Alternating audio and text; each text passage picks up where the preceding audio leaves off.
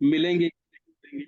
तो इस चीज को पता लगाने के लिए राशि का यूज होता है। वैसे केपी चार्ट में राशियों का बहुत खास यूज नहीं होता है। कुछ एक इवेंट्स ऐसे होते हैं जो जिसमें हम राशि का यूज करते हैं। जी, थैंक यू सर। और कोई बात करना चाहता है? जी मैम बताइए। सर केपी को जानने के लिए और ज्यादा, because this is my first time to understand this your class, कौन सी बुक्स होंगी जो आप रेकमेंड करेंगे? मैम जितना आप बुक्स पर जाएंगे उतना आप कंफ्यूज हो जाएंगे। इसमें सिंपल आपको सबलॉट को पकड़ना है। जो एक आपको एक मैं आइडिया आज दे दूंगा कि किस तरीके से हम चार्ट रीड करेंगे, क्योंकि कोई भी बुक्स आप उठाएंगे उसमें हर लेखक ने अलग अलग तरीके से अपनी चीज को रखा हुआ है। तो जितनी आप बुक्स पढ़ेंगे उसमें कुछ ना कुछ कंफ्यूजन आपको रहेगा। तो बहुत ज्यादा इसमें पढ़ने की जरूरत नहीं है। इसमें कुछ ही चीजें आपको याद रखनी होंगी, जैसे मान लीजिए कौन सा हाउस किस चीज को सिग्निफिकेंट करता है, बस इस चीज को याद रखना है। और सिंपल ग्रहों के कारक तत्व याद होने चाहिए। जो उसको कहते हैं ना ग्रामर पोर्शन, अगर आपका ज्योतिष में केपी में अगर ग्रामर आपका कंप्लीट अच्छे से आपको आता है तो आप प्रिडिक्शन करने में बहुत इजी होगा। कोई बहुत ज्यादा इसमें रॉकेट साइंस नहीं है, तो इसीलिए सर केपी को लोग ज्यादा। जानने के लिए जी। इसी को जानने के लिए कौन सी बुक्स आप रेकमेंड बुक्स करेंगे मैं जो आपको आपने तीन, बताया? हाँ दो तीन बुक्स हैं वो मैं उसमें ग्रुप में आपको मेंशन कर दूंगा। तो वो ओके। आप कहीं से भी मंगवा सकते हैं ऑनलाइन, अमेजोन वगैरह पे मिल जाएगी। तो ओके, वहाँ से आप मंगवा सकते हैं। ठीक है सर, थैंक यू।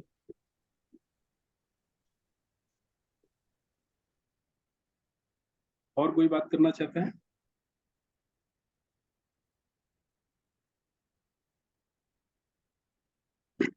ठीक है, अब स्टार्ट करते हैं।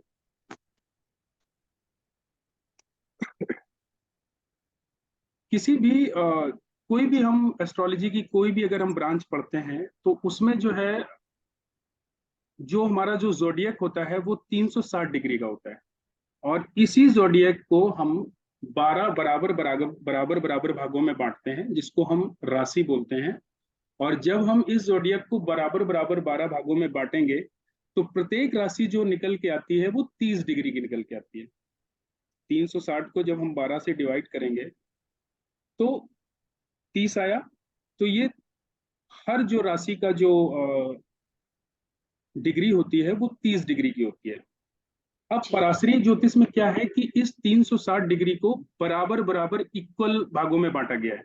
लेकिन केपी में ऐसा नहीं है। कृष्ण मूर्ति पद्धति में माना गया है कि जो पृथ्वी है वो अंडाकार है, गोलाकार नहीं है। तो इस वजह से जब इसको हम बराबर बराबर भागों में बांटेंगे तो हर जो हाउस होगा उसका कोई हाउस बड़ा होगा, कोई छोटा होगा। कोई मान लीजिए अगर अंडाकार कोई चीज है, अगर हम उसको बराबर बराबर 12 भागों में बांटते हैं हाँ जी, तो वो बराबर बराबर तो आएगा नहीं। हर खाना 30 डिग्री का तो नहीं आएगा। तो कुछ इसमें खाने बड़े हो जाते हैं, कुछ खानों का स्पैन छोटा हो जाता है। इसीलिए आपने देखा होगा केपी चार्ट में कुछ राशि नहीं होती है, हाँ जी, हाँ कुछ जी। राशि गायब हो जाती है। वो इसी वजह से होता है कि किसी हाउस का स्पैन बड़ा हो जाता है, किसी हाउस का स्पैन छोटा हो जाता है। तो उस हिसाब से कुछ राशि गायब हो जाती हैं। और सर ऐसा भी होता है कि राशि के जो नंबर होते हैं जैसे 7 3 ये कई बार दो दो भावों में होते हैं। हाँ बिल्कुल। तो जो हाउस बड़ा हो जाता है उसमें दो राशि आ जाती है, क्योंकि राशि तो 30 डिग्री होती है। अब जी, मान लीजिए एक हाउस का स्पेन बड़ा हो गया जिसमें मान लीजिए दो राशि आ गई। ठीक है, जैसे मान लीजिए 45 डिग्री का हाउस हो गया। ठीक है, तो 30 डिग्री एक राशि आ गई, और जो 15 डिग्री बचा उस 15 डिग्री में दूसरी राशि आ गई। तो वो चीज दो बार आ जाती है ना। तो इस तरीके से इसको बराबर बराबर भागों में बांटा जाता है। तो पराशरी में इसको बराबर इक्वल डिवीजन में बांट दिया जाता है, और केपी में चूंकि ये अंडाकार है पृथ्वी, इस वजह से इसको अलग अलग बराबर, हिस्सों में इस तरीके से बांटा जाता है। जी, तो इसमें होता क्या है, केपी जो है, जब पराशरी में मान लीजिए किस किस आप सब कुछ लोगों को पराशरी आती होगी, काफी लोग यहाँ पर पराशरी का कोर्स किए बैठे होंगे, पराशरी आती होगी। तो पराशरी में जब भी हम किसी भी इवेंट का अध्ययन करते हैं, उसमें हम 3 चीजों को पकड़ते हैं कि कौन सा प्लैनेट किस हाउस में बैठा हुआ है, ठीक है, जी और उस हाउस पर किसकी दृष्टि है ना, जी और उस हाउस का जो कारक तत्व है, जो कारक है उस राशि का, वो किस पोजीशन में है। इन 3 चीजों से ही तो हम पराशरी में किसी भी इवेंट को बताते हैं। केपी में क्या है, केपी में हम हाउस लॉर्ड को पकड़ते हैं जी कि इस भाव का स्वामी कहां पर बैठा हुआ है, तो उस हिसाब से हम प्रोडिक्शन करते हैं। जब हम केपी में और डीपली जाएंगे, तब हम सबलॉर्ड को पकड़ेंगे। सबलॉर्ड को कैसे देखते हैं, जो हमारा जो पूरा जोडियक है 360 डिग्री का, वो 27 नक्षत्रों में बांटा हुआ है, 27 नक्षत्रों में बटा हुआ है, और फर्दर उन 27 नक्षत्र में से प्रत्येक नक्षत्र को 9 भागों में इक्वल बराबर बराबर बांटा गया है। तो जो नक्षत्र के जो 9 डिवीजन किए गए हैं, यही सबलॉर्ड है। एक नक्षत्र को फिर बराबर बराबर सबलॉर्ड में बांटा गया है। तो जब हम सबलॉर्ड को पकड़कर, और यही केपी एस्ट्रोलॉजी का मेन जो फोकस किया जाता है, वो सबलॉर्ड पे किया जाता है। तो जब इस सबलॉर्ड को हम पकड़ते हैं किसी भी इवेंट को जानने के लिए, किसी भी भाव के रिजल्ट को जानने के लिए, जैसे मान लीजिए हमको लग्न का रिजल्ट जाना है, जैसे हमको फर्स्ट हाउस का रिजल्ट जानना है, तो फर्स्ट हाउस क्या है, फर्स्ट हाउस से हम अपनी सेहत के बारे में जानेंगे, अपने स्वभाव के बारे में जानेंगे, जी और हमारा जीवन आजीवन हम किन चीजों में इन्फ्लुएंस रहेंगे पूरे जीवन भर, उस बारे में पता करेंगे फर्स्ट हाउस से। तो फर्स्ट हाउस के सबलॉर्ड को पकड़ेंगे। हाउस को यहाँ पर कस्प भी बोलते हैं, तो इसीलिए इसको बोलते हैं कस्पल सबलॉर्ड। तो फर्स्ट हाउस का कस्प का जो लॉर्ड है, फर्स्ट हाउस के कस्प का जो स्वामी है, वो बताएगा हमको कि हम पूरे जीवन भर किन चीजों के संपर्क में रहेंगे। जी तो इस तरीके से केपी टेक्निक या केपी चार्ट को हम लोग पढ़ते हैं।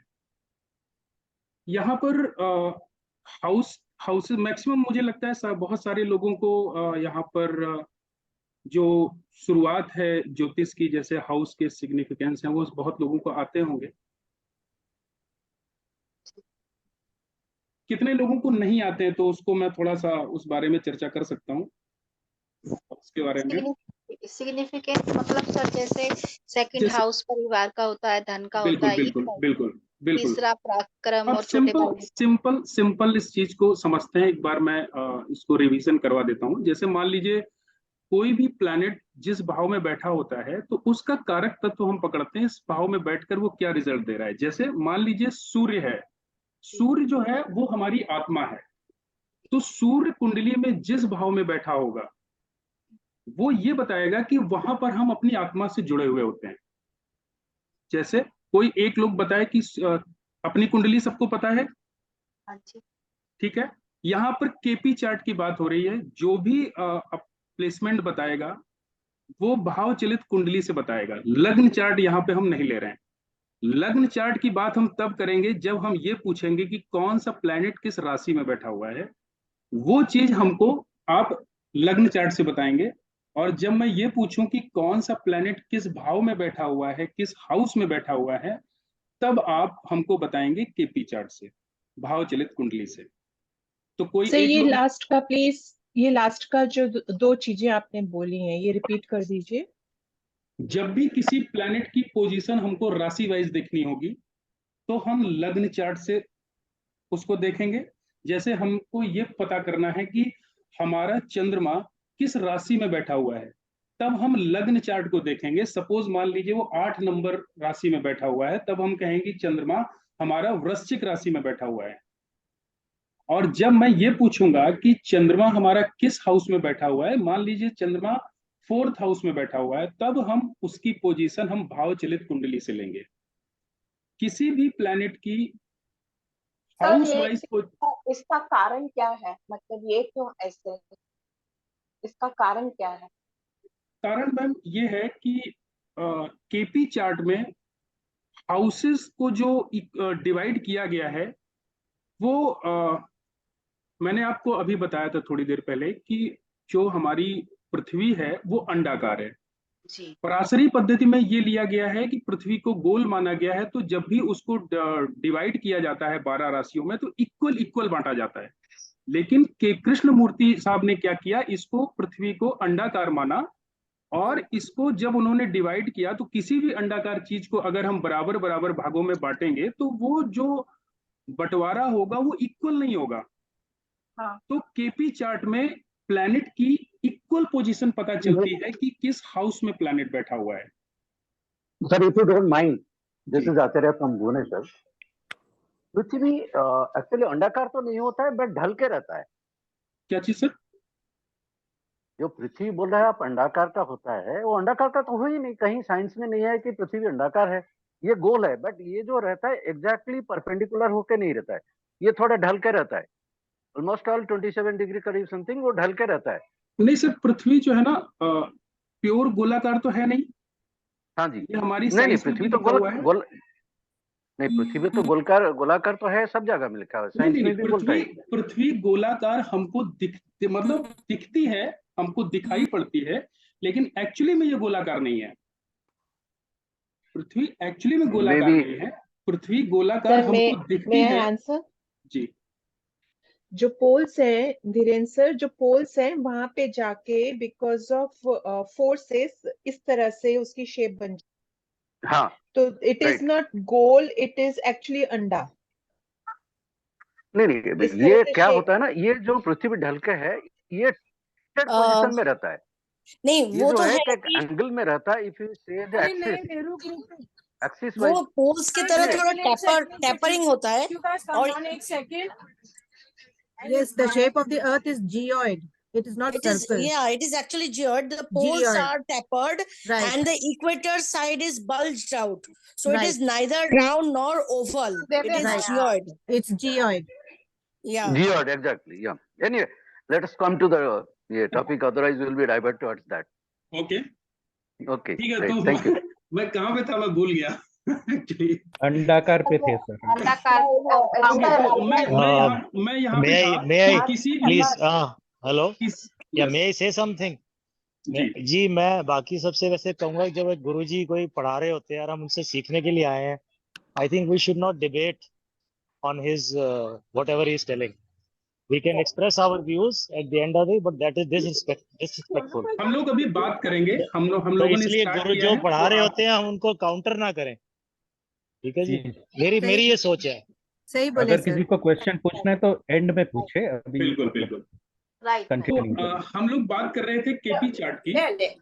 तो जब भी हमको किसी प्लैनेट की एक्चुअल पोजीशन देखनी होती है कि वो प्लैनेट किस हाउस में बैठा हुआ है, तब हम यहाँ पर उठाते हैं। एक मिनट मैं म्यूट कर तो देता हूँ। बाकी सब लोग को म्यूट कर दीजिए।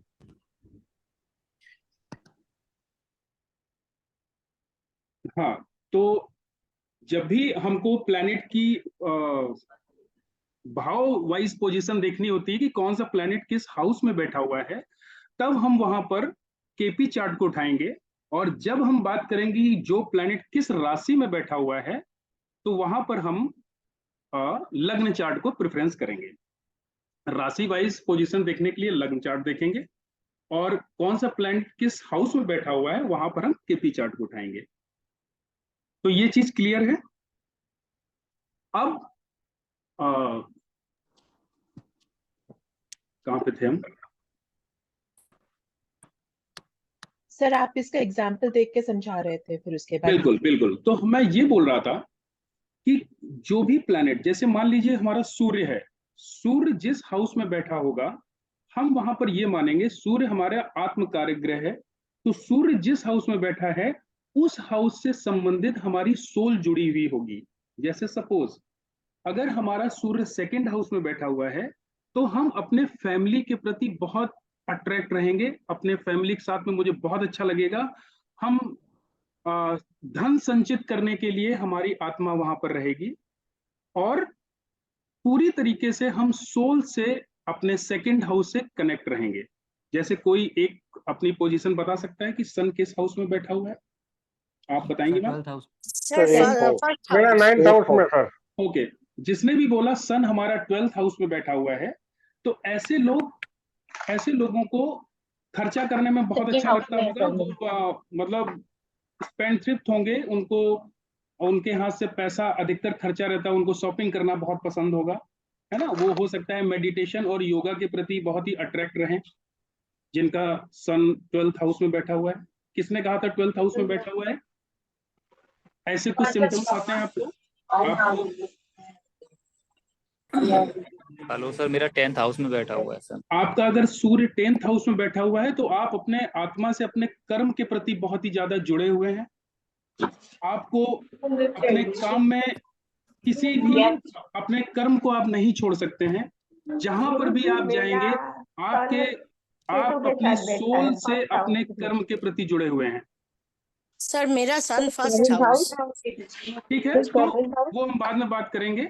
मतलब एक आपको आइडिया में दे रहा हूं, आपका सूर्य जिस भाव में बैठा होगा, वहां उस भाव से संबंधित हम अपनी आत्मा से जुड़े हुए होंगे, क्योंकि सूर्य हमारा आत्म कारक ग्रह है। सूर्य जिस हाउस में बैठा होगा, वहां पर हमारी सोल होगी।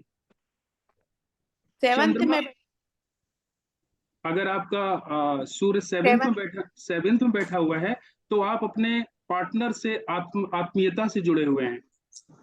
yes right. तो इसी तरीके से हम मून को पकड़ेंगे। मून हमारा जिस हाउस में बैठा होगा, वहां के उस भाव से संबंधित हमारे इमोशंस जुड़े होंगे। हम पूरी तरीके से मन से उस भाव में बैठे होंगे। जैसे मान लीजिए हमारा मून 5th हाउस में बैठा हुआ है, तो आपके अगर संतान को कुछ भी होगा तो आपके आंसू तुरंत निकल आएंगे, क्योंकि हमारा इमोशन 5th हाउस में बैठा हुआ है।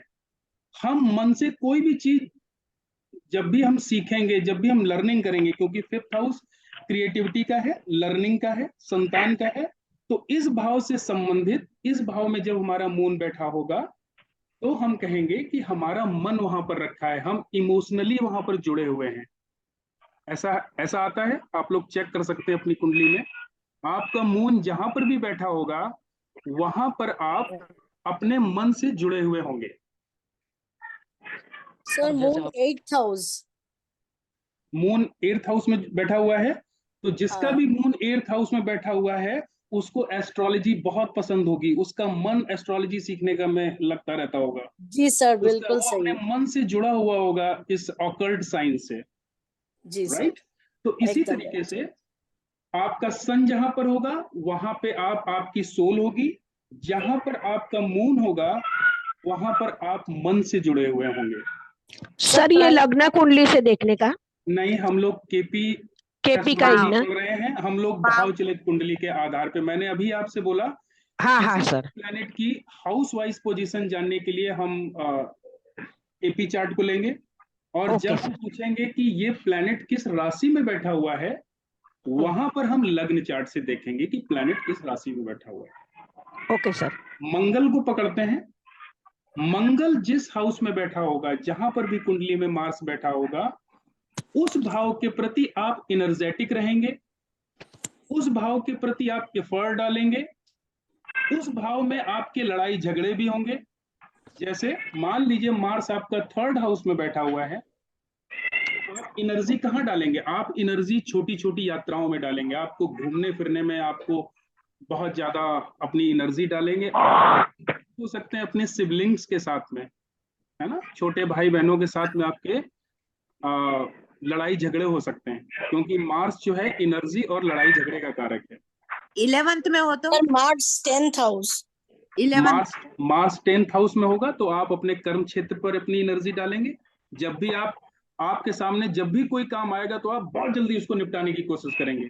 जैसे ही आपके पास में कोई काम आएगा, तो आप सोचेंगे इसको निपटा के जितने जल्दी हो सके मैं खत्म करूं। अगर 6th हाउस में होगा तो? 6th हाउस में 6th हाउस में अगर होगा, तो आप अगर सर्विस में है, जॉब ओरिएंटेड है, तो आप अपनी एनर्जी वहां पर लगाएंगे। और अगर आप सर्विस या जॉब में नहीं है, तो जब भी आपके सामने कोई सेवा का मौका आता होगा, तो सबसे पहले आप खड़े हो जाते होंगे कि लाइए ये काम मैं कर देता हूँ। 11th में देखिए, अभी जब हम लोग हाउस की सिग्निफिकेशन पढ़ेंगे, तो उससे आप रिलेट करेंगे। जैसे मान लीजिए आपका मार्स 11th हाउस में, जिसने भी बोला, तो 11th हाउस क्या होता है? 11th हाउस हमारे दोस्तों का होता है। तो जब भी हम अपने दोस्तों के बीच में जाते हैं, जब भी हम अपने सोशल सर्कल में जाते हैं, हम बहुत अपने आप को एनर्जेटिक फील करते हैं। और ऐसे लोगों का अपने दोस्तों में, अपने सोशल सर्कल में लड़ाई झगड़े और कॉन्फ्लिक्ट्स भी बहुत होते हैं। ठीक है। सर 8th हाउस के लिए बताना चाहेंगे? 8th हाउस किस चीज का है? आप कुछ बताएंगे 8th हाउस के बारे में? मार्स के लिए 8th हाउस।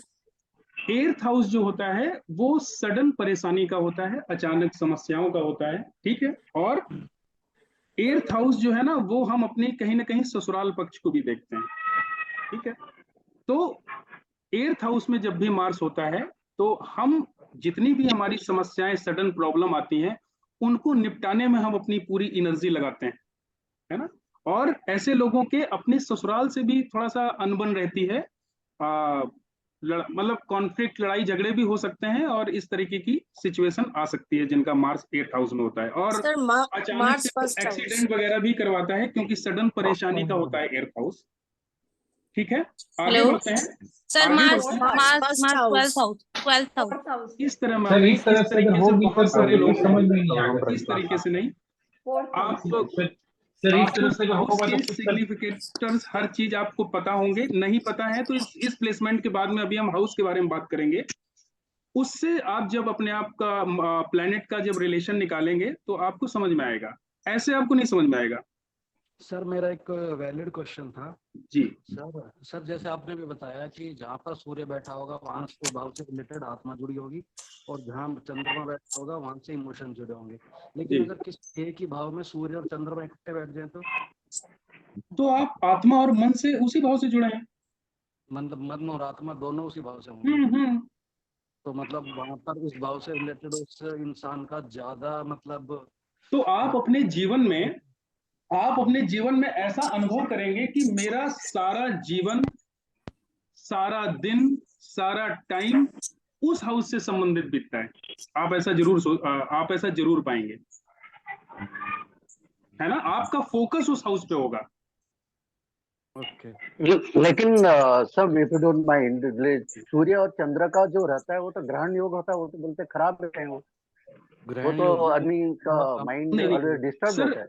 देखिए यहाँ पर ग्रहण योग अभी नहीं, हम अमावस्या योग होगा। यहाँ पर हाँ, अरे ये सब केपी में नहीं आता अभी है। हम इसके बारे में बात नहीं कर रहे हैं। अभी हम सिर्फ अच्छा। आपको ये बताने की कोशिश कर रहे हैं। हो सकता है आपको एस्ट्रोलॉजी बहुत अच्छे से आती हो सर, आप नहीं आगे नहीं, का ऐसा क्वेश्चन जस्ट मुझसे ऐसा पूछ रहे हैं। नहीं मैं ये नहीं कह रहा हूँ, नो डाउट अच्छा आना हम्म। चाहिए। आप आगे का क्वेश्चन पूछ रहे हैं। अगर हम आगे इस पे जाएंगे तो फिर हम चीज अभी हम बता रहे हैं उस चीज से हम भटक जाएंगे।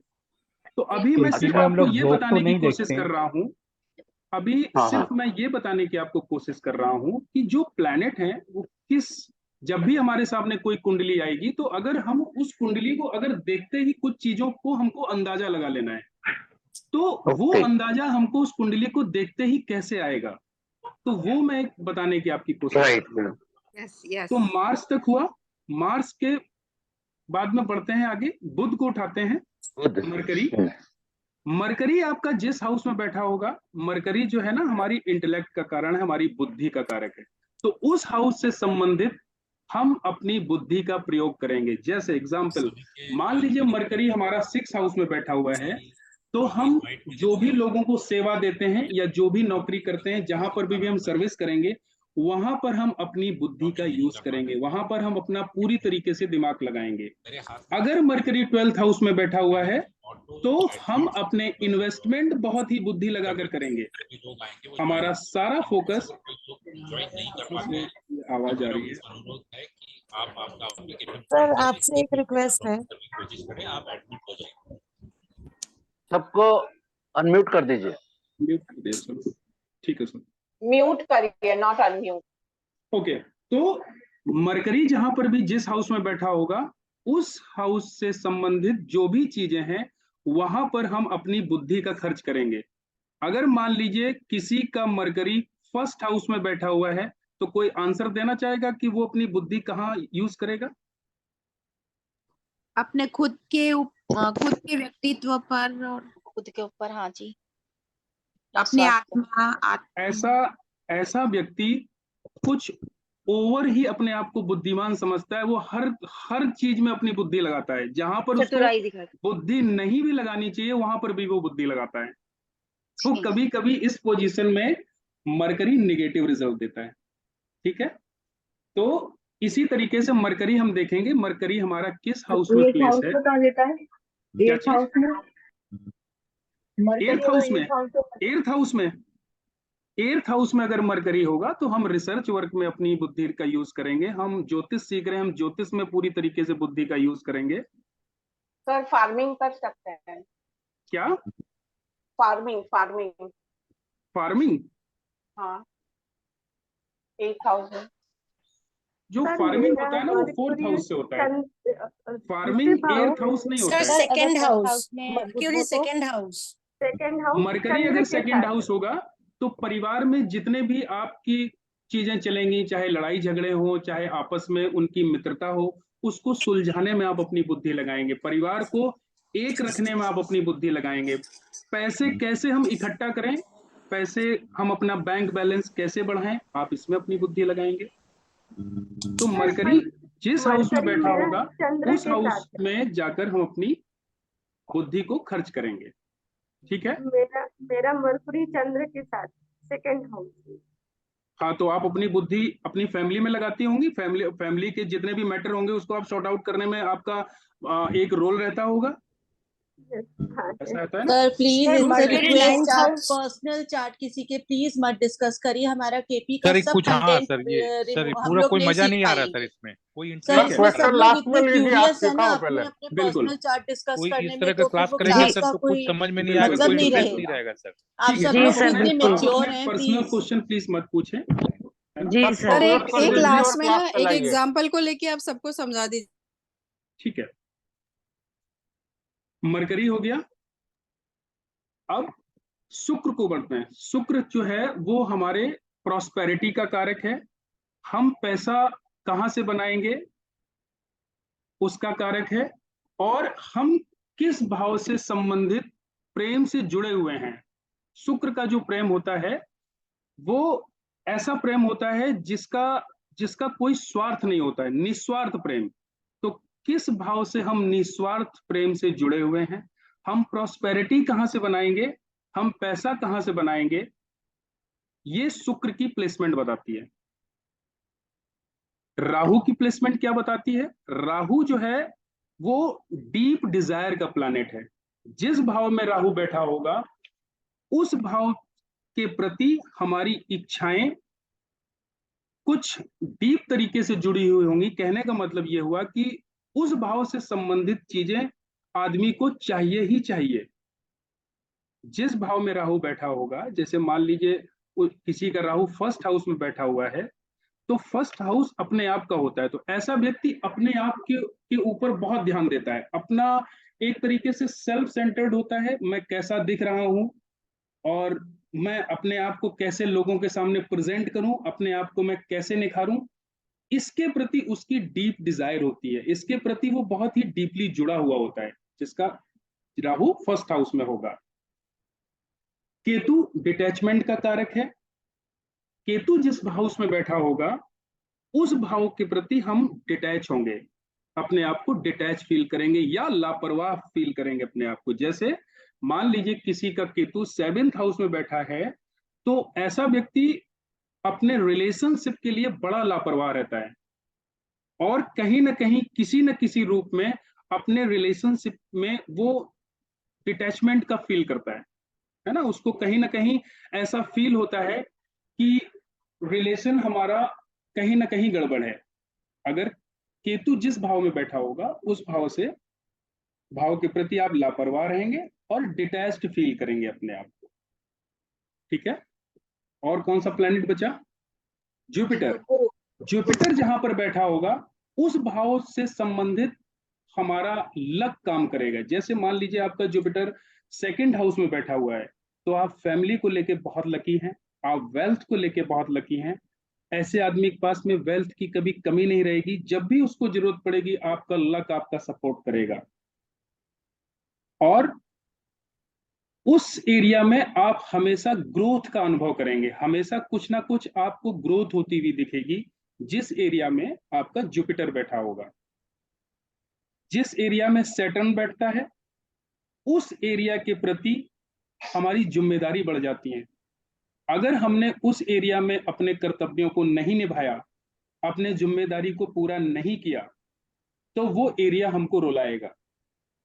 सैटर्न जिस हाउस में बैठा होगा, अगर हमने उस एरिया में अपने जो भी उस एरिया के प्रति हमारी जिम्मेदारी बनती हैं उसका निर्वहन नहीं किया, तो वहां पर सैटर्न हमको परेशानी देगा और उससे संबंधित, उस भाव से संबंधित आपको परेशानियों को मतलब झेलना पड़ेगा।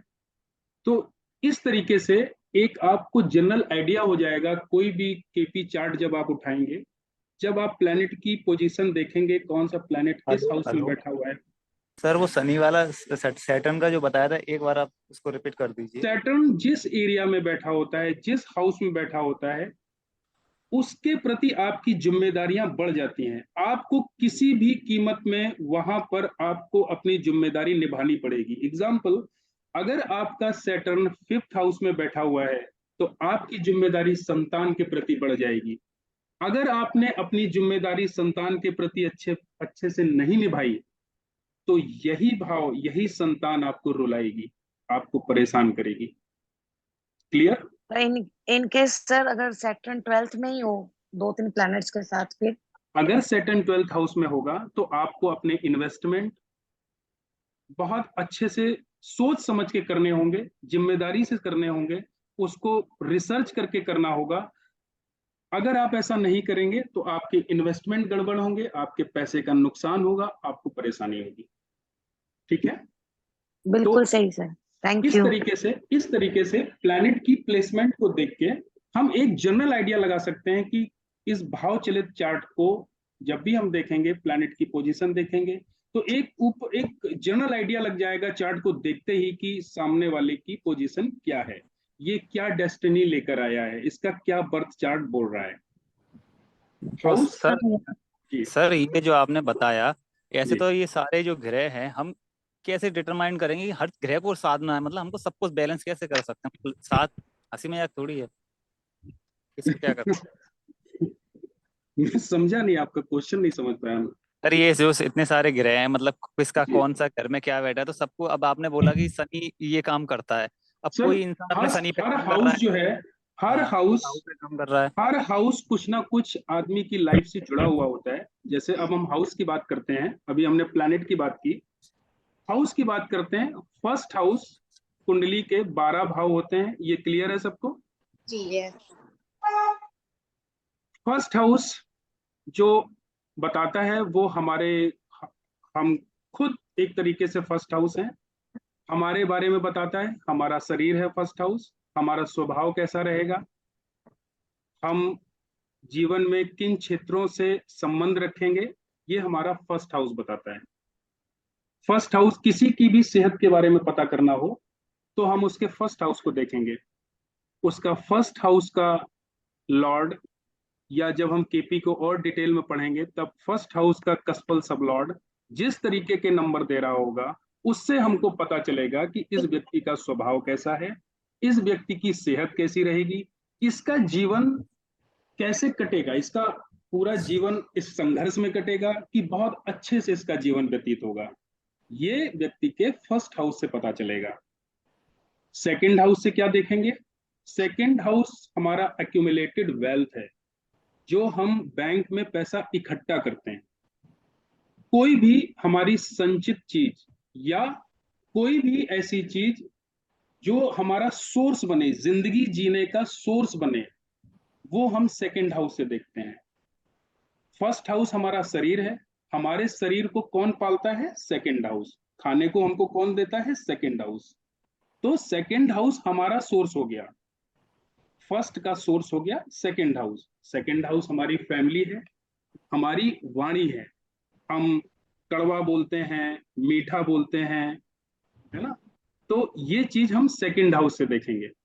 हमको खाना कैसा पसंद है, हमको मसालेदार खाना पसंद है, हमको मीठा पसंद है कि क्या पसंद है, इस तरह ये चीज हम सेकंड हाउस से देखेंगे। थर्ड हाउस से हम देखेंगे कि हम एफर्ट्स कहाँ डालेंगे, हमारी हॉबीज क्या हैं, ये थर्ड हाउस से पता चलेगा। किन क्षेत्रों में हम मेहनत करेंगे, ये थर्ड हाउस से देखेंगे। सिबलिंग्स, अपने छोटे भाई बहन, ये थर्ड हाउस बताता है। सॉरी, थर्ड हाउस की बात कर रहा हूं मैं, सेकंड हाउस हो चुका। हम अपने सिबलिंग्स को थर्ड हाउस से देखेंगे। जितने भी डॉक्यूमेंटेशन वाले वर्क होते हैं वो हम थर्ड हाउस से देखते हैं। हमारी हॉबीज क्या है, हमको कैसी मूवी देखना पसंद है, हमको लव लव अफेयर्स वाली मूवी पसंद है कि फाइट्स वाली मूवी पसंद है कि हमको मिस्ट्री मूवी पसंद है, वो हम सब थर्ड हाउस से पता करेंगे। डॉक्यूमेंटेशन वर्क में हमको प्रॉब्लम आएगी कि नहीं आएगी, हमको वीजा मिलेगा कि नहीं मिलेगा, वो हम सब थर्ड हाउस से देखेंगे। हमारी सिबलिंग से बनेगी कि नहीं बनेगी, वो हम थर्ड हाउस से देखेंगे। फोर्थ हाउस हमारा डोमेस्टिक एटमॉस्फेयर है, हमारे घर में माहौल कैसा है, घर में किस तरीके का माहौल है, हमारा घर में किस तरह की लग्जरी है। और फोर्थ हाउस से हम अपनी माँ का हाल देखेंगे, हमारे पास प्रॉपर्टी कितनी है, हमारे पास खेती की जमीन कितनी है, हमारे पास गाड़ियां कितनी हैं, ये सब हम फोर्थ हाउस से देखेंगे। केपी एस्ट्रोलॉजी में फोर्थ हाउस एजुकेशन का भी मेन भाव होता है। जब भी हम किसी की एजुकेशन के बारे में पता करेंगे कि इस व्यक्ति को इस स्टूडेंट को कौन से सब्जेक्ट चुनने चाहिए, किस एरिया में इसको पढ़ाई करनी चाहिए, इसको कहाँ पढ़ाई करनी चाहिए, ये हम फोर्थ हाउस से पता करेंगे। फिफ्थ हाउस हमारी बुद्धि है। सर, पढ़ाई जो करेंगे, जो सब्जेक्ट्स हैं वो सिर्फ प्राइमरी एजुकेशन के हैं कि हायर एजुकेशन के भी इसी से डिसाइड होंगे? हायर एजुकेशन हम 9th से लेते हैं। 9th से, राइट। Thank you sir. और जो सब्जेक्ट्स जो प्राइम एजुकेशन है वो सब्जेक्ट हम यहां से देखेंगे, फोर्थ हाउस से। फिफ्थ हाउस हमारी बुद्धि है, हम अपनी बुद्धि का कहाँ इस्तेमाल करेंगे, क्रिएटिव कामों में हम बिजी रहेंगे या गेम्स में हम जाएंगे, सिंगिंग में जाएंगे, तो इन सब चीजों को हम फिफ्थ हाउस से देखेंगे। पूर्य पुण्य भाव, जो हमारे पूर्व कर्मा हैं, वो हम फिफ्थ हाउस से देखते हैं। चाइल्ड बर्थ को हम फिफ्थ हाउस से लेंगे। जब भी हमको कोई चाइल्ड बर्थ निकालना होगा तो फिफ्थ हाउस बताएगा इस बर्थ चार्ट में बच्चे का प्रॉमिस है कि नहीं है, ये फिफ्थ हाउस बताएगा। ठीक है। फिफ्थ हाउस लव अफेयर्स का भी होता है, मौज मस्ती का भी होता है फिफ्थ हाउस। किसी के इस एरिया को पता करना हो कि व्यक्ति लव अफेयर्स में रहा है, या अगर कोई व्यक्ति लव अफेयर में है तो उसका अफेयर किस तरीके का है, एक मतलब सिर्फ मतलब निकालने का है, बेड से बेड तक सीमित है, सच्चा प्यार है, या इससे वो शादी करेगा, एक नैतिकता वाला प्यार है, वो सारा हम फिफ्थ हाउस से देखेंगे। ठीक है। हमारी पूर्व जन्म का हमको क्या फल मिल रहा है, पूर्व जन्म में हमारे क्या कर्म रहे हैं, वो हम फिफ्थ हाउस से देखेंगे। सिक्स हाउस सेवा का होता है, किसी भी प्रकार की सेवा, कोई भी सेवा हो, चाहे हम नौकरी में सेवा कर रहे हो, नौकरी भी हम करते हैं, वो भी सेवा होती है। तो किस एरिया में हम सेवा करेंगे, हम अपने जॉब के बारे में पता करने के लिए हम सिक्स हाउस को उठाएंगे। और सिक्स हाउस होता है हमारी षड्रिपु का। षड्रिपु काम, क्रोध, लोभ, मोह, मद, मत्सर्य, ये हमारी 6 षड्रिपु हैं। ये छह षड्रिपु जो हैं वो सिक्स हाउस बताता है। सिक्स हाउस जो होती है वो जन्मजात हम किस तरीके की आदतें लेके आए हैं, जो हमारी बैड हैबिट्स होती हैं, वो हम जन्मजात जो हम लेके आते हैं। भाई जो षड्रिपु हैं ये हम जन्मजात ही लेके आए हैं ना, ये हमने षड्रिपु पैदा तो की नहीं है, ये हम सिक्स हाउस से देखते हैं। एर्थ हाउस से हम वो चीजें देखते हैं, वो आदतें देखते हैं जो हमने यहाँ खुद आकर बनाई है अपनी आदत। तो 6th हाउस जो हमको कमियां जन्मजात हमको मिली हुई हैं, वो हम 6th हाउस से देखते हैं। 6th हाउस से हम अपने सर्वेंट्स को भी देखते हैं, जो अपने हमारे एम्प्लॉय काम करते हैं हमारे अंडर, उनको भी हम 6th हाउस से ही देखते हैं। 7th हाउस हमारे स्पाउस का होता है, बिजनेस का होता है। किसी की शादी के बारे में पता करेंगे तो 7th हाउस हमको बताएगा।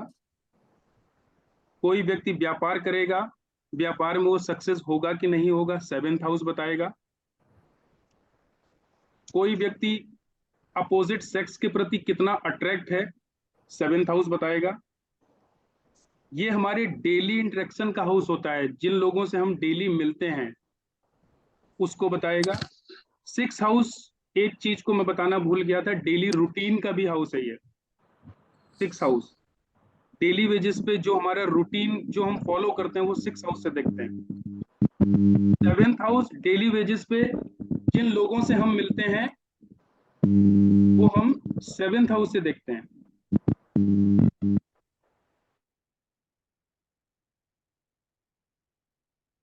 सेवेंथ हाउस व्यापार का है। 8th हाउस, 8th हाउस समस्या का है, अचानक आने वाली परेशानी। कोई भी हमारे जीवन में जो भी अचानक समस्या आती है वो हम 8th हाउस से देखते हैं। हमको जीवन में पीड़ा कहां से मिलेगी, दर्द हमको कहां से मिलेगा, ये 8th हाउस बताएगा। आपकी कुंडली में 8th लॉर्ड जिस हाउस में बैठा होगा वो हाउस आपके पीड़ा का कारण बनेगा। अगर मान लीजिए आपका 8th लॉर्ड 2nd हाउस में बैठा हुआ है तो आपकी फैमिली ही आपकी पीड़ा का कारण बनेगी, आपकी वेल्थ आपकी पीड़ा का कारण बनेगी।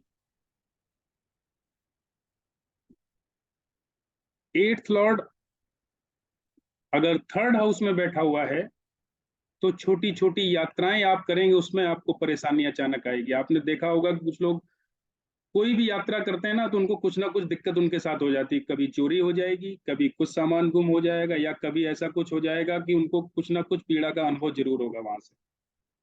तो जिनका 8th लॉर्ड 3rd हाउस में बैठा होगा, डॉक्यूमेंटेशन से संबंधित उनको हमेशा परेशानी कुछ ना कुछ लगी रहेगी। केपी में हम लोग कोई भी प्रेडिक्शन करते हैं, केपी एस्ट्रोलॉजी में हम लोग एक ग्रुप ऑफ हाउसेस से करते हैं। एक हाउस से हम किसी भी चीज का प्रेडिक्शन नहीं कर सकते। ग्रुप, जब भी हाउस के साथ में जितने भी हाउस इन्वॉल्व होते हैं, है ना, उस हिसाब से हम केपी चार्ट में प्रेडिक्शन करते हैं। जैसे मान लीजिए 8 है, 8 जो है ना हमारी इनहेरिटेंस, जो हमको अपने पूर्वजों से जो प्रॉपर्टी पैसा जो प्राप्त होता है उसका भी हाउस है। मान लीजिए हमारे केपी स्क्रिप्ट में 8 के साथ में 11 आ जाता है, 8 11 जैसे नंबर आ जाते हैं, तो हम कहेंगे कि इस आदमी को अच्छी इनहेरिटेंस प्राप्त होगी, अच्छा पैसा इसको प्राप्त होगा, है ना, अपने पूर्वजों से, अपने पितरों से इसको प्रॉपर्टी का गेन हो सकता है, इसको पैसे की प्राप्ति होगी। 8 के साथ में मान लीजिए अगर 12 आ गया तो फिर ये नेगेटिव हाउस उसके साथ में जुड़ गया, तो ऐसा आदमी पीड़ा भी पाएगा और हॉस्पिटल में एडमिट भी होगा, या डिसअपॉइंटमेंट इतना इस आदमी को मिलेगा कि उसी से ही वो पीड़ा का अनुभव करेगा, उसके इन्वेस्टमेंट उसको पीड़ा का अनुभव दे सकते हैं। ठीक है, तो हम 8th हाउस की बात कर रहे थे, तो 8th हाउस हमारे पार्टनर का पैसा भी है, ऐसा पैसा जो हमने ना कमाया हो, हमारे पार्टनर का पैसा। कहने का मतलब जिनका 8th हाउस अच्छा काम कर रहा होता है उनको इस तरीके का पैसा मिलता है जो उन्होंने नहीं कमाया होता है। जैसे मान लीजिए दहेज मिलना, या रिटायर होने के बाद में पेंशन मिलना, या पूर्वजों की संपत्ति मिलना। इस तरीके से हम, जब 8th हाउस बहुत अच्छा काम कर रहा होता है तो वो हमको अचानक से पैसा देता है, अचानक से हमको अमीर भी बना सकता है और अचानक से हमको गरीब भी बना सकता है। 9th हाउस, 9th हाउस हमारी विजडम का होता है। 9th हाउस से हम अपने फादर को देखते हैं, हम अपने गुरुओं को देखते हैं, हम धर्म के प्रति कितने अट्रैक्ट रहेंगे, हमारा भाग्य कितना साथ देगा, ये 9th हाउस बताएगा। 9th लॉर्ड जिस हाउस में प्लेस होगा उस भाव से संबंधित आप अपने आप को हमेशा लकी फील करेंगे, उस भाव में आपको हमेशा लक सपोर्ट करेगा। अगर उस हाउस से संबंधित आप थोड़ी सी भी एफर्ट डालते हैं तो आपको ग्रोथ देखने को मिलेगी। तो 9th लॉर्ड हमारे भाग्य को बताता है, जहां पर भी 9th लॉर्ड जाएगा वो एरिया हमको फ्रूटफुल होगा। 10th हाउस हर प्रकार के कर्मा, 9th हाउस से हम हायर एजुकेशन भी देखते हैं, धार्मिक यात्राएं भी देखते हैं, जितनी लंबी लंबी यात्राएं होती हैं वो सारा हम 9th हाउस से देखते हैं। 9th हाउस हमारे पितृ हैं, तो जिनका 9th हाउस अच्छा होता है ऐसी फैमिली अपने पितरों को मानने वाली होती है, अपने पूर्वजों के सिद्धांतों पे चलने वाली होती है। आपने देखा होगा ना, किसी किसी घर में पुराने रीत रिवाज चले आ रहे हैं, उसको बहुत ही स्ट्रिक्टली फॉलो किया जाता है, तो उनका 9th हाउस बहुत अच्छा काम कर रहा होता है। तो जिनका भी 9th हाउस अच्छा होगा वो अपने पितरों को बहुत मानेंगे। आपने देखा होगा कुछ लोगों के मुंह से आपने कहते हुए सुना होगा कि जैसे किसी से अगर पूछें कि आपके पास में तो इतना पैसा है, आपके पास में ये सब है, तो सब कहते हैं ये सब हमारे पितरों की कृपा है, हमारे पूर्वजों की कृपा है, हमारे बाबा परदादाओं की कृपा है। तो जिनका 9th हाउस बहुत अच्छा होता है, 9th हाउस 9th लॉर्ड अच्छे नंबर दे रहा होता है, 9th लॉर्ड की अच्छी प्लेसमेंट होती है, उनके साथ में ऐसा ही होता है। 10th हाउस हमारे हर प्रकार के कर्म है, जीवन में हम जितने भी प्रकार के कर्म करते हैं वो सब हम 10th हाउस से देखते हैं। 10th हाउस हमारे कर्मों का प्रोफेशन जो होता है, प्रोफेशन वो कर्मों का एक प्रकार से एक भाग है।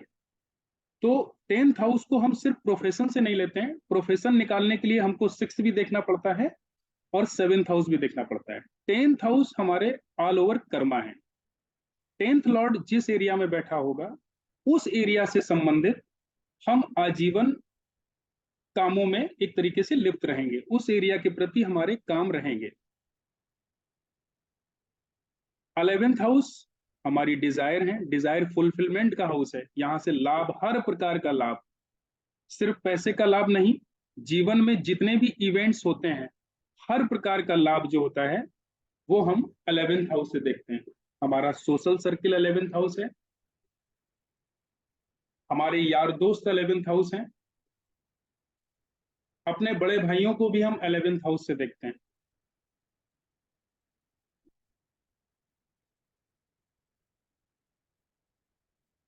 अलेवेंथ हाउस का रोल केपी कृष्णमूर्ति पद्धति में बहुत ही पॉजिटिव तरीके से 11th हाउस को लिया जाता है। 11th हाउस जिस किसी भी स्क्रिप्ट में जुड़ जाता है तो वो स्क्रिप्ट जो है हमको एक तरीके से गेन देती है, ये शुद्ध रूप से लाभ का हाउस है। तो इस भाव में, इस भाव का लॉर्ड जहां पर भी बैठता है वो सिर्फ लाभ का फोकस उसका होता है, उसको ये मतलब नहीं होता है कि ये लाभ हमको हमारे विजडम से मिलेगा, हम अच्छे काम करेंगे तब मिलेगा कि क्या करेंगे, उसको सिर्फ लाभ से मतलब होता है। तो 11th लॉर्ड जिस हाउस में बैठेगा उस एरिया से संबंधित हमको गेन की प्राप्ति होगी। 12th हाउस डिसअपॉइंटमेंट्स का है, हम किस एरिया से हमको डिसअपॉइंटमेंट मिलेगा, किस एरिया से हम परेशान रहेंगे,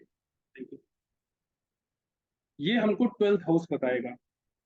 हमारे खर्चों का है 12th हाउस, किस एरिया में हम खर्चा करेंगे। 12th हाउस सेकंड में बैठा हुआ है, हम ना चाहते हुए भी हमारा सारा पैसा फैमिली में खर्च होगा। 12th हाउस 5th में बैठा हुआ है, हम अपना पैसा क्रिएटिव कामों में हम अपने मौज मस्ती में अपने संतान के प्रति अपना पैसा खर्च करेंगे। अगर इसका पॉजिटिव यूज करना है तो इन भावों से जुड़कर हम इन्वेस्टमेंट कर सकते हैं, तो अननेसेसरी खर्चों से हम बच जाएंगे। क्योंकि ये इन्वेस्टमेंट का भी कारक हाउस है, सॉरी इन्वेस्टमेंट का भी हाउस है ये। ठीक सर है, आपने बहुत बहुत अच्छे से समझाया सारे हाउसेस के बारे में। इनफैक्ट आपने जब शुरू किया था अलग अलग प्लैनेट्स का कि अगर ये इस घर में बैठे होंगे तो क्या रिजल्ट देंगे, ये मेरे लिए काफी नया था। तो आपके कोर्स में क्या आप किस पैटर्न से पढ़ाते हैं जब कृष्ण मूर्ति पद्धति को समझाते हैं? क्या हर एक एक प्लैनेट का बताएंगे ये कहाँ कहाँ पे बैठा है तो कैसा रिजल्ट देगा? जी बहुत अच्छा समझाया वैसे केपी में लोग कारक तत्वों को महत्व नहीं देते हैं, प्लैनेट के कारक तत्वों को महत्व नहीं देते हैं, जहां तक मैंने देखा है। केपी में, केपी एस्ट्रोलॉजी में हाउसेस से ही आपको प्रिडिक्शन करना बताया जाता है, लेकिन मेरा मानना यह है कि कारक तत्वों का बहुत अहम रोल होता है। एक एग्जांपल मैं आपको देता हूं, जैसे मान लीजिए आपके 7th हाउस का सबलॉर्ड जो है, कस्प का जो सबलॉर्ड है, मान लीजिए राहु बना हुआ है, और राहु जो है यहाँ पर 2, 7, 11 जैसे नंबर दे रहा है, तो आप क्या कहेंगे? आप ये कहेंगे कि इस व्यक्ति की शादी बहुत अच्छी चलेगी, है ना, इसका रिलेशन बहुत अच्छा होगा, क्योंकि तीनों नंबर अच्छे हैं, 2 भी अच्छा है, 7 तो नंबर अच्छा है ही, रिलेशनशिप को दिखाता है, और 11 नंबर गेम। लेकिन हमको ये नहीं भूलना है कि राहु हमेशा परेशानी भी देता है। भले ही राहु 2, 7, 11 जैसे नंबर दे रहा हो, लेकिन हमको राहु के कारक तत्वों को नहीं भूलना है। 2, 7, 11 ये नंबर दे जरूर रहा है, लेकिन ये अपनी दशा में जब भी ऑपरेट करेगा, ये कुछ ना कुछ प्रॉब्लम आपको रिश्तों में जरूर देगा। इसलिए कारक तत्वों का बहुत ही महत्व है। केपी पद्धति में भी कारक तत्वों का महत्व है। तो मैं आपको हर प्लैनेट के कारक तत्वों को बहुत ही डीपली समझाऊंगा, किस हाउस में बैठकर वो किस तरीके से रिएक्ट करता है प्लैनेट, वो बताऊंगा, और कौन से भाव का लॉर्ड, जैसे मान लीजिए 2nd हाउस, हमको अगर अपने धन की स्थिति देखनी है कि हमको पैसा कहां से आएगा, तो हम अपने 2nd लॉर्ड हमको बताएगा कि हमको पैसा कहां से आएगा। मान लीजिए 2nd लॉर्ड 7th हाउस में बैठा हुआ है। 2nd लॉर्ड जो मैं बोल रहा हूं, ये आप लोग समझ पा रहे हैं? हाँ जी, जो नंबर होता है उसका स्वामी। जो नंबर वहां पर लिखा होगा, जैसे मान लीजिए वहां पर 5 नंबर लिखा हुआ है जी 2nd हाउस में, वो जी तो सूर्य। सूर्य, तो ये 2nd लॉर्ड हो गया सूर्य। तो मान लीजिए सूर्य 7th हाउस में बैठा हुआ है, तो व्यक्ति के पास में पैसा व्यापार से आएगा या उसके स्पाउस से आएगा। तो सर ये लग्न चार्ट से देखेंगे या कस्प चार्ट से? हाँ जी क्या चीज? जी, यही जो हम प्रेडिक्शन करेंगे, ये हमें जो मेनली देखना है वो लगन चार्ट देखना है या केपी चार्ट नहीं मैडम देखना? लगन चार्ट तो हमको छूना ही नहीं है, मैंने आपको पहले क्लास स्टार्ट होने से पहले ही बोला था। लग्न चार्ट को हम तब लेंगे जब हमको राशि देखनी होगी। अच्छा अच्छा। जब हमको राशि देखनी होगी कि ये प्लैनेट किस राशि में बैठा हुआ है। जैसे एक एग्जांपल आपको मैं देता हूं, आपको अभी क्लियर हो जाएगा, दोबारा आप नहीं पूछेंगे फिर। जी जैसे मान लीजिए 5th लॉर्ड, 5th से हम क्या देखते हैं? 5th से हम संतान को देखते हैं, किसी का चाइल्ड बर्थ होना है कि नहीं होना है, ये 5th हाउस से पता चलेगा। जी मान लीजिए किसी का 5th हाउस, 5th का जो लॉर्ड है, आवाज आ रही है सर। ये लावण्या कौन है? आवाज बहुत आ रही है। मान लीजिए 5th का जो लॉर्ड है वो 11th हाउस में बैठा हुआ है, ठीक है, तो हम कहेंगे कि इस व्यक्ति को संतान की प्राप्ति होगी। 11th हाउस में 5th लॉर्ड बैठा हुआ है, तो हम कहेंगे इसको संतान की प्राप्ति होगी, ये प्रॉमिस है, ठीक है।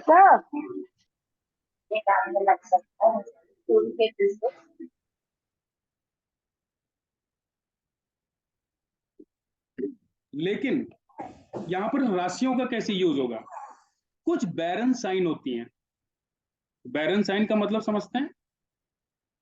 जिनकी प्रोडक्टिविटी नहीं होती है, जिनको बोलते हैं बंजर साइन। 1, 3, 5, 6, ये 4 साइन बंजर साइन होते हैं।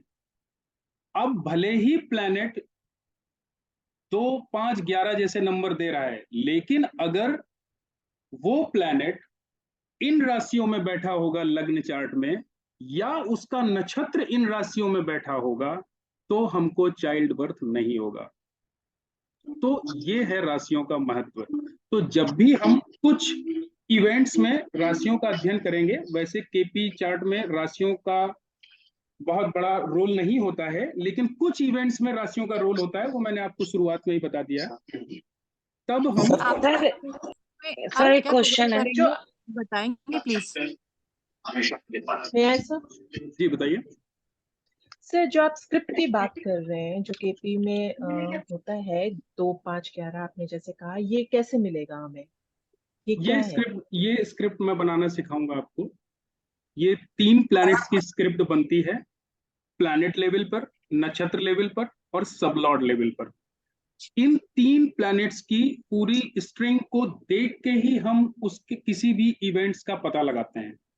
केपी पद्धति में कोई भी प्लैनेट, जैसे मान लीजिए हमको फर्स्ट हाउस के बारे में पता करना है, अपने बारे में पता करना है, तो हम फर्स्ट हाउस के सबलॉर्ड को देखेंगे।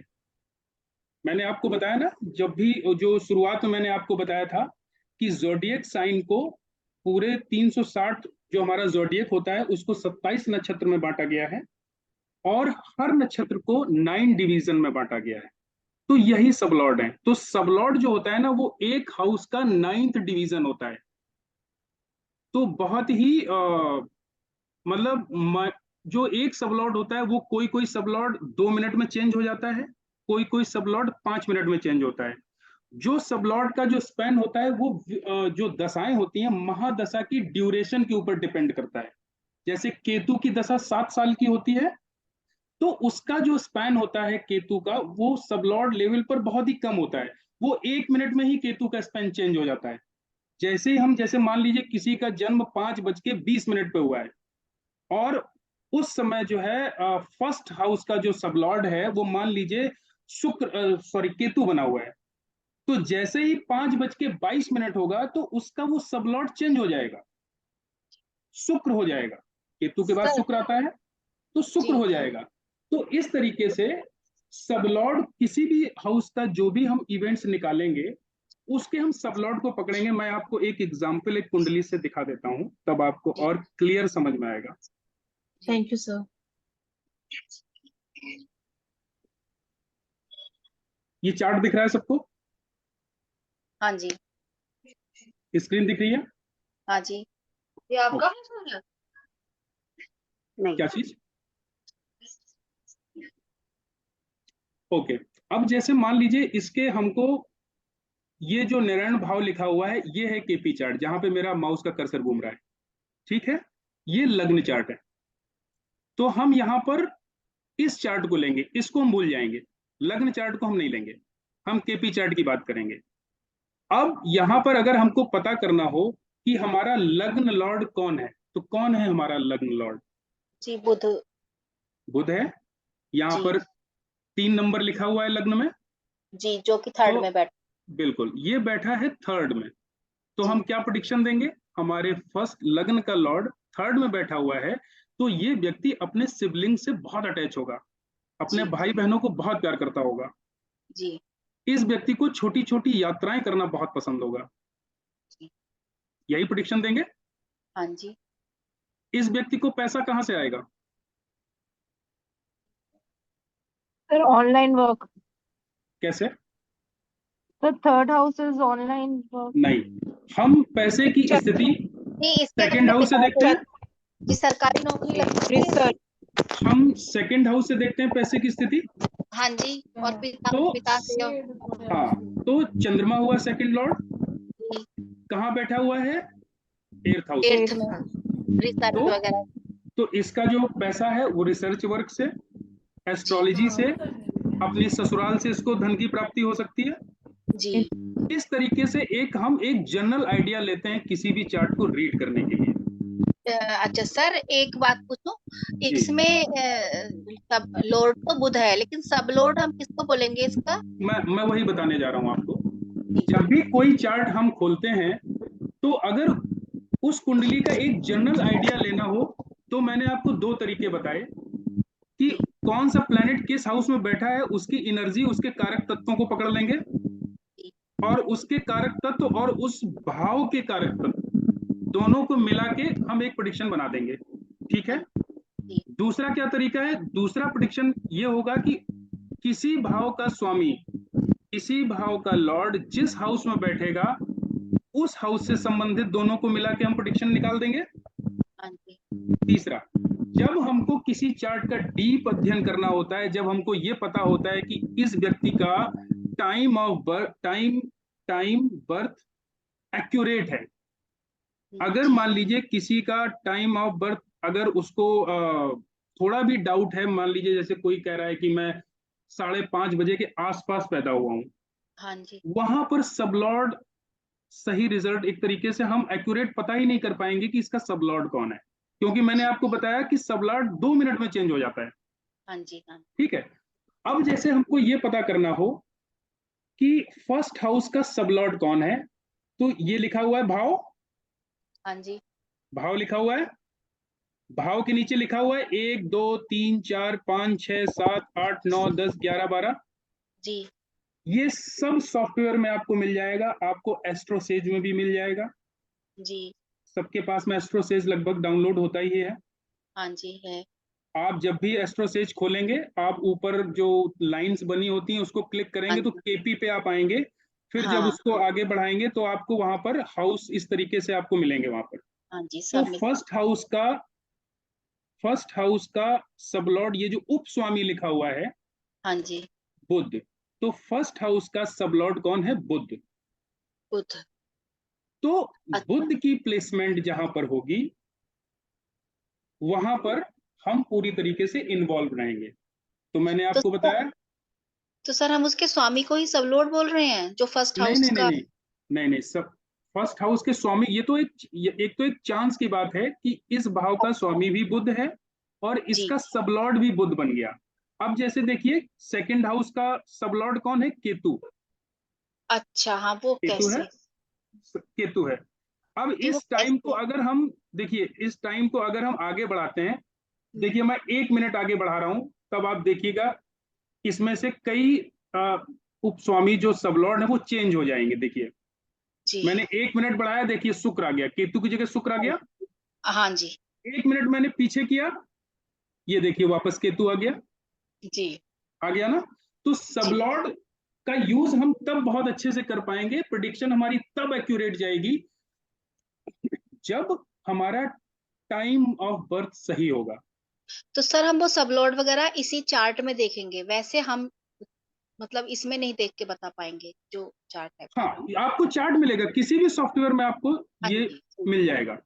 जी। तो केपी का क्या रूल होता है? केपी का रूल ये होता है कि किसी भी प्लैनेट का, जैसे फर्स्ट हाउस का अगर हमको रिजल्ट देखना है तो इसके हम सबलॉर्ड को उठाएंगे, इसका सबलॉर्ड बुध हुआ, और बुध जिस प्लैनेट के नक्षत्र में होगा हम नक्षत्र को लेंगे, और उस प्लैनेट का सबलॉर्ड कौन है हम उसको लेंगे। इन तीनों प्लैनेट्स की पोजीशन को जब हम लिख लेंगे, उसके बाद में इन तीनों प्लैनेट की पोजीशन को देख के ही हम एक भाव का या किसी एक इवेंट का रिजल्ट निकाल पाएंगे। अब इसकी स्ट्रिंग बनती कैसे है ये मैं आपको कल नेक्स्ट क्लास में बताऊंगा, कल वाली क्लास में बताऊंगा। किसी प्लैनेट के आगे ये देखिए जो नंबर्स लिखे हुए हैं, जैसे मान लीजिए यहाँ का फर्स्ट भाव, ये फर्स्ट हाउस का जो स्वामी है, उपस्वामी है, कस्पल सबलॉर्ड, ये बुध है। अब देखिए यहाँ पर बुध की ये 3 स्ट्रिंग बनी हुई है। बुध कहाँ गया? ये बुध, यहाँ मेरा कर्सर है जी। बुध के आगे सर 1 मेरा 3 4 क्वेश्चन लिखा हुआ है। है। 1 मिनट मैं अभी बता रहा हूँ। बुध के आगे 1 3 4 लिखा हुआ है, दिख रहा है? हाँ जी। तो 1 3 4 क्यों लिखा हुआ है? क्योंकि इसकी एक राशि एक फर्स्ट हाउस में है, हाँ जी, थर्ड हाउस में ये खुद बैठा हुआ है जी, और एक राशि इसकी 4th हाउस में है। जी, जी, जी, कन्या क्लियर? राशि का। जी। तो बुध के आगे जो नंबर्स लिखे जाएंगे वो 1 3 4 लिखे जाएंगे। जी सर। और ये दूसरा जो आप यहाँ पर देख रही हैं, बुध के नीचे जो शुक्र लिखा हुआ है, शुक्र क्यों लिखा हुआ है, ये देखिए, ये सबलॉर्ड की टेबल है, ये जहां हाँ। पर मेरा कर्सर घूम रहा है ये नक्षत्र की टेबल है। यहां पर देखिए बुध का नक्षत्र कौन है, शुक्र। नक्षत्र स्वामी के नीचे शुक्र लिखा हुआ है, दिख रहा है जहां मेरा कर्सर है, हाँ जी। ये बुध लिखा हुआ है जी कहाँ? ये जहां मेरा कर्सर चल रहा है, देखिए ये सब दिख रहा है।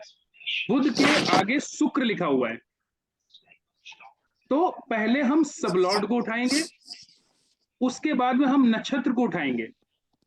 तो यहां पर बुध लिखा हुआ, बुध के नीचे नक्षत्र लिखा हुआ है शुक्र।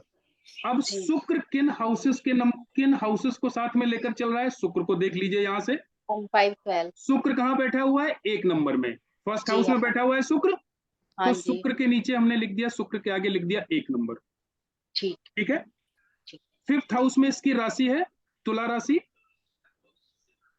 जी 7 नंबर लिखा हुआ है फिफ्थ हाउस में। हाँ जी, हाँ जी, इसका तो स्वामी हमने 5 नंबर लिख दिया। एक वृषभ राशि इसकी 12th हाउस में है, तो हमने 12 नंबर लिख दिया। तो इस तरीके से हम इस तरीके से स्ट्रिंग बनाएंगे, सबलॉर्ड को पकड़ेंगे। कोई भी अगर हाउस का हमको रिजल्ट जानना है, उसका हम सबलॉर्ड पकड़ेंगे, उसके नक्षत्र को पकड़ेंगे, और उस प्लैनेट का सबलॉर्ड कौन है।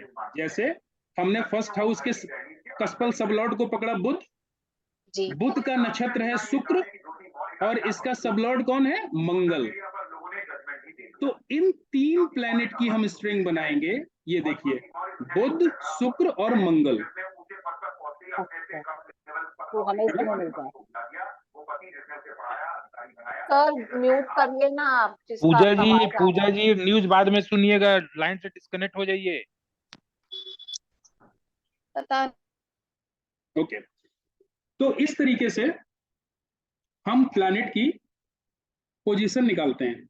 किसी भी केपी पद्धति में किसी भी प्लैनेट का जो रिजल्ट होता है उसका नक्षत्र स्वामी देता है।